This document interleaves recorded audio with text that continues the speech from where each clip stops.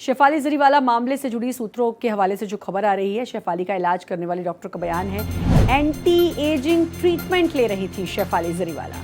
Vitamin C नाम की vitamin C और एक दवा वो ले रही थी, और एंटी एजिंग मेडिसिन का हार्ट अटैक से हालांकि कोई संबंध नहीं है। ये स्किन फेयरनेस की दवाइयाँ होती हैं, इन दवाइयों का असर सिर्फ स्किन पे होता है, लेकिन अब पोस्टमार्टम के बाद ही पता चलेगा, क्योंकि एंटी एजिंग जो दवाइयाँ हैं वो उनका इस्तेमाल कर रही थी, ट्रीटमेंट ले रही थी। और ग्लूटाथायोन ये एक दवा है, इस दवाई का इस्तेमाल वो कर रही थी, एंटी एजिंग मेडिसिन। क्योंकि बात अगर करें फिल्मी जगत की, चकाचौंध की ये दुनिया, और हर कोई जितने ज़्यादा समय हो सके तब तक अपने आप को जमा रखना चाहता है। तो अब ये कहा जा रहा है स्किन ट्रीटमेंट एक वो ले रही थी, और उस स्किन ट्रीटमेंट का हालांकि डॉक्टर का कहना है उसका हार्ट से कोई संबंध नहीं है। शेफाली जरीवाला के निधन से जुड़ी एक और बड़ी खबर आपको बता दें। पुलिस ने अब शेफाली के पति का बयान दर्ज किया है। पुलिस अधिकारी ने पराग त्यागी का बयान दर्ज किया। शेफाली के घर पर ही दर्ज किया गया पराग का बयान। पुलिस ने मामले में अभी तक 4 लोगों के बयान दर्ज किए हैं। तो अचानक शेफाली का निधन हो जाना वो कहीं ना कहीं सबको चौंका रहा है। कई सवाल खड़े हो रहे हैं। फिलहाल पोस्टमार्टम रिपोर्ट का इंतजार किया जा रहा है, क्योंकि अभी पोस्टमार्टम चल रहा है। उसके बाद ही पता चल पाएगा, क्लियर हो जाएगा कि आखिरकार क्या वजह है, क्या कारण रहा है शेफाली की मौत का। आंचल हमारे साथ हमारे संवाददाता जुड़ चुकी हैं। आंचल, फिलहाल पोस्टमार्टम चल रहा है और अब इंतजार है पोस्टमार्टम रिपोर्ट का, उसी से अब क्लियर हो पाएगा क्या वजह रही।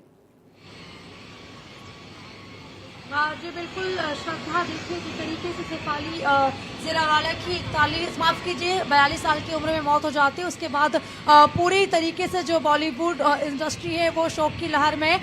लेकिन इस पूरे मामले को लेकर अभी भी उनके परिवार वालों की तरफ से कोई भी ऑफिशियल स्टेटमेंट नहीं आया है। उनके पति की तरफ से भी कोई बयान नहीं दिया जा रहा है। हालांकि कुपर अस्पताल में उनके पति, उनके जो पिता हैं, उनकी जो बहन है, उनके खासकर जो उनके चाहने वाले वो सारे लोग मौजूद है। और कुछ ही देर में जो सूत्रों के हवाले से हमें जानकारी मिल रही है उसके मुताबिक उनके शव को घर वालों को सौंपा जाएगा और आज शाम तक उनका अंतिम संस्कार किया जाएगा गोरेगांव के ओशीवारा शमशान घाट पर। तो जिस तरीके से इस पूरे मामले को लेकर पुलिस की तरफ से अभी भी जांच की जा रही है। सबसे बड़ी बात तो यह है कि उनके घर पर जो नौकर काम कर रहे थे उनसे भी पूछताछ की गई है, जो बिल्डिंग में गार्ड था उनसे भी पूछताछ की गई है, जो सीसीटीवी फुटेज थे वो भी खंगाले गए हैं। तो फॉरेंसिक की टीम और पुलिस वहां पर पहुंची हुई थी, जो जानकारियां उन्हें जुटानी थी वो जुटा ली गई, लेकिन अभी तक ऑफिशियल जानकारी नहीं दी गई है। हालांकि इस पूरे मामले को लेकर कई एंगल से भी जांच किया जा रहा है कि क्या जब कल देर रात उनकी तबीयत खराब हुई थी तो क्या वो नशे में थी, क्या उन्होंने कोई ड्रग्स लिया था। क्योंकि देखिए